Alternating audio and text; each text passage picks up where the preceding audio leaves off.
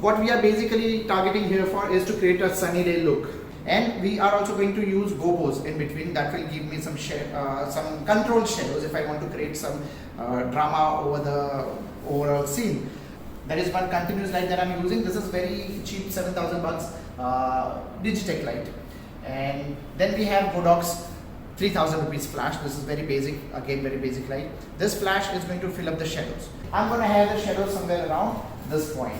And this light is going to anyways fill up the shadows for me. Let's take some pictures and see how it works.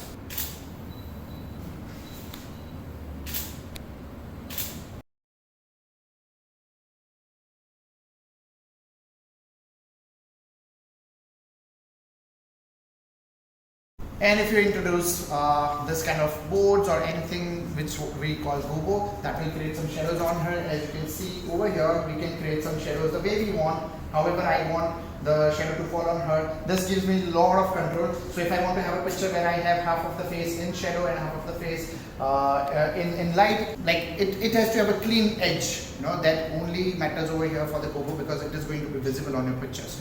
Let's see some more pictures with this. Alright, half it should give us perfect. Nice.